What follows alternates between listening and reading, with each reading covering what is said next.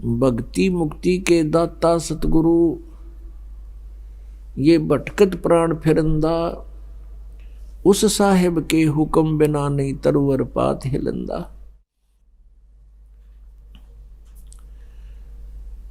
परम पूज्य परमेश्वर कबीर देव जी, ये वो समर्थ भगवान हैं, वो समर्थ प्रभु हैं,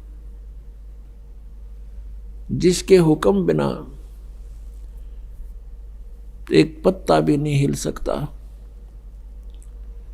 उनकी रजा के बिना कोई भी प्राणी सत्संग में नहीं आ सकता। उनकी रजा कैसे हमारे ऊपर हो? परमात्मा आत्मा के साथी हैं, इस मन के नहीं। आत्मा परमात्मा का अंश है, ये परमात्मा के उत्पन्न की हुई है, उसके शरीर से निकली है। इस आत्मा का उससे विशेष लिंक है, विशेष संबंध है। जैसे माता को अपने पुत्र पुत्री कितने प्रिय होते हैं, ठीक इसी प्रकार उस परम पिता ने, जिसमें सभी गुण विद्यमान हैं, तुमेव माता च पिता तुमेव बंधु च सखा तुमेव विद्या च द्रविणी तुमेव सर्व मम देव देव। ये वो परमात्मा है जिसमें माता पिता मित्र और भाई के सभी गुण विद्यमान हैं।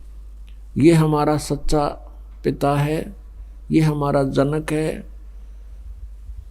और यही हमारी माता है, क्योंकि तीनों लोकों में सबका धारण पोषण वही परमात्मा कर रहे हैं। तो पुण्यात्माओं, हम अपने परमात्मा को भूलकर हम इन काल के, इन माया के भगवानों को याद करते रहे, पूजते रहे। अब उसकी रजा कैसे होगी? आत्मा जब रोती है परमात्मा को, ये मालिक उसके पास पहुंच जाता है। अपनात्माओं, आत्मा तो वैसे सबकी ही रोती है जब उस पे विशेष आपत्ति आ जाती है, अन्यथा ये मन के अधीन होकर के सारा जीवन वैसे ही बर्बाद कर जाता है। ये आत्मा बर्बाद कर जाती है अपने जीवन को। जब आप जी ने उपदेश ले लिया, आपका लिंक, आपका संबंध परमात्मा से विशेष तौर पर जुड़ गया। वैसे तो हम सभी भगवान की आत्माएं हैं, लेकिन जो उस मालिक से फिर से संबंध स्थापित कर लेती है, उसके ऊपर उसकी एक विशेष रजा बन जाती है। और फिर वो आत्मा सच्चे दिल से पुकारता है परमात्मा को, तो फिर उसकी रजा उस पर बनती है। और वो सत्संग में आने की रुचि नहीं करता है, संसारिक कार्यों को विशेष महत्व देता है, तो परमात्मा फिर उस पर रजा नहीं बख्शते। और उनकी रजा ना होने से हम यहाँ नहीं आ सकते। अपने आत्माओं, हम अपने पेट के लिए, एक रोजी रोटी के लिए सुबह से लेकर शाम तक और नाइट सर्विस में भी ओवर टाइम भी करते हैं। और जैसे किसान है, इसका तो कोई समय फिक्स नहीं, रात और दिन लगे रहते हैं। तो किस लिए लगे रहते हैं? कि केवल एक पेट भरे और एक मकान बन जा, बढ़िया कपड़े खरीद ले, ब्याह शादी हुआ उसमें खूब खर्चा कर दे। इनके लिए हम सारा जीवन लगे रहते हैं और वो भी हमसे सफल नहीं हो पाता। तब हम परमात्मा की ही खोज करते हैं। एक मजदूर मेहनत करता है या कोई व्यावसायिक व्यक्ति है, बिजनेसमैन है, वो अपने भरसक प्रयत्न करता है, अपनी खूब सूझबूझ भी प्रयोग करता है, लेकिन फिर भी विफल हो जाता है। ऐसे ही किसान है, अपनी खूब मेहनत करता है, परिश्रम करता है लेकिन फिर भी सफल नहीं होता, कोई न कोई नुकसान हानि होती ही रहती है, तो फिर भी वो परमात्मा से ही अर्ज करता है लास्ट में। तो हम क्यों ना पहले भगवान से जुड़ जावें और उनके द्वारा दिए गए मार्ग पर हम लग जावें। क्या बताते हैं परमात्मा? दुख में सुमरण सब करें, सुख में करे न कोई। जय सुख में सुमरण करे तो दुख काहे को होवे। सुख में सुमरण किया नहीं, दुख में करते याद। कह कबीरता दास की ही, कौन सुने फरियाद।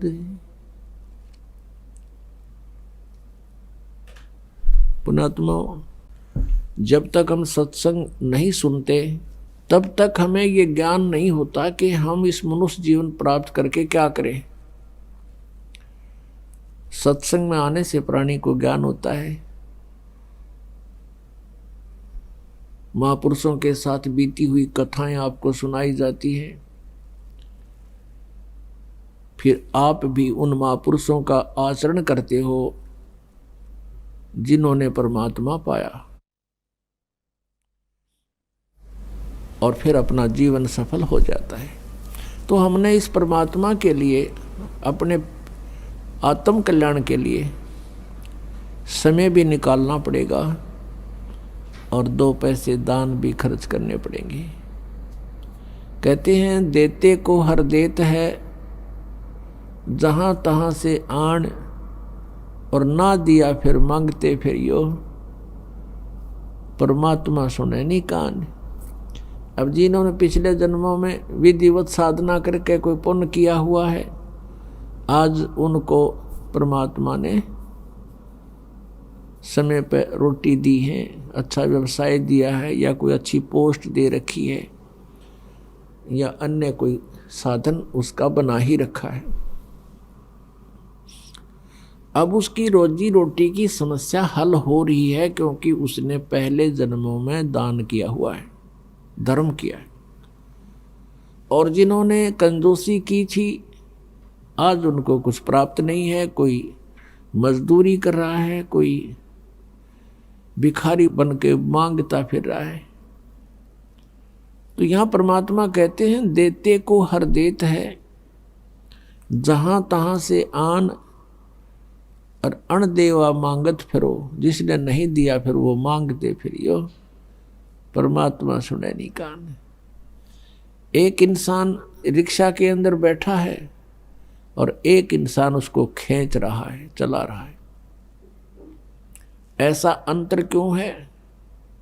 क्योंकि जो रिक्शा के अंदर बैठा है उसने पिछले जन्मों में पुण्य किया है, और जो रिक्शा खींच रहा है उसने कभी पुण्य नहीं किया किसी जन्म में।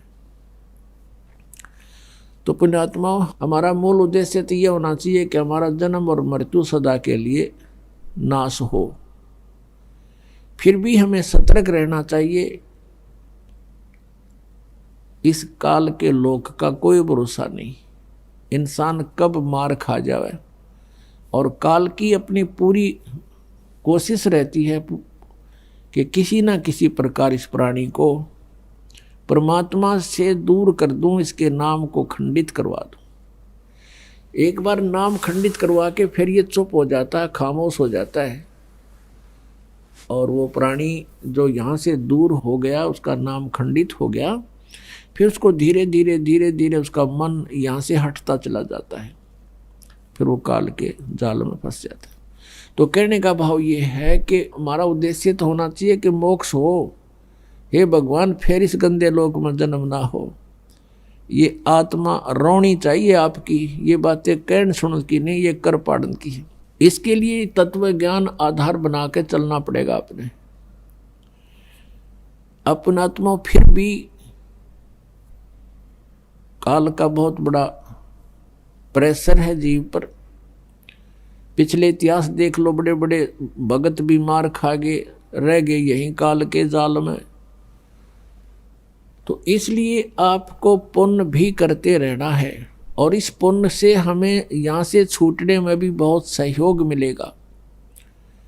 ये एक धर्म यज्ञ है, एक यज्ञ है धर्म की, दूसरी यज्ञ है ध्यान, और तीसरी यज्ञ हवन की, और चौथी यज्ञ प्रणाम, पांचवी यज्ञ है ज्ञान की, जो आपको तत्व ज्ञान सुनाया जाता है, सब अध्याय करते हो, ये ज्ञान यज्ञ है। तो परमात्मा पाने में भी ये अति सहयोगी है। ये धर्म एक यज्ञ है धर्म की, जैसे आप यहाँ दान करते हो तो उसमें से भंडारे होते हैं। यहाँ सदा व्रत चल रहा परमेश्वर कबीर देव जी की तरफ से, पुण्यात्माओं आप जी जो दान करते हो ये गॉड गिवन है, नहीं तो जीव एक चवन्नी दान नहीं कर सकता। ये आपके ना जाने कितनी समस्याओं का समाधान करता है, किसी की शराब छुड़वाता है, जीव नहीं छोड़ सकता विकार को, परमात्मा रजा बख्शते हैं तभी मन हटता है ये। और आने वाले आपदाएं हैं, कोई मुकदमा होना है, या कोई चोरी होनी है, या कोई बीमार बच्चा होना है, परिवार का कोई सदस्य रोगी होना है, उसमें हजारों 10-20 हजार रुपये खर्च होने हो, और उनको 100 रुपये की दवाई में ठीक कर देगा भगवान आपको। और पहले तो आपके इस प्रकार की आपदाओं को टालेगा, और फिर प्रेरणा करता है कि भी दान करना चाहिए। गुरु जी बताते हैं धर्म तो 10 के नहीं 10 के तीनों लोग, और खैर आए तुम्हें खैर है कीजिए आत्मभोग। कहते धर्म का नाश नहीं होगा, तीनों लोकों का तो नाश होगा एक दिन, ये तो नष्ट होंगे, लेकिन धर्म का नाश नहीं होता। धर्म तो 10 के नहीं 10 के तीनों लोक, और खैर आए तुम्हें खैर है, यानी दान करने में ही आपकी जो है बचाव है, और कीजिए आत्मभोग। तो पुण्यात्माओं पहले आपको सुख देता है भगवान, कितने दयालु हैं, और फिर अंदर से प्रेरणा करते हैं कि भी दान करूंगा। अब देखते हो यहाँ पर कितना पुण्य हो रहा है। अगर विश्व में कहीं आपको ठिकाना है 2 पैसे धर्म में लगाने के, तो ये बरवाला आश्रम है। नहीं तो पूरे विश्व में शास्त्र विधि को त्याग कर मनमाना आचरण हो रहा है, और ऐसे स्थान पर किया हुआ दान वो कुपात्र को दिया जाता है। गीता जी में लिखा है कि जो कुपात्र को दिया हुआ दान कभी सफल नहीं होता। अब कितने दयालु है परमात्मा, फिर अंदर से प्रेरणा करते हैं कि देख दाता ने हमारी इतना बचाव कर दिया, या ऐसे होना था, भगवान बड़ी दया करी।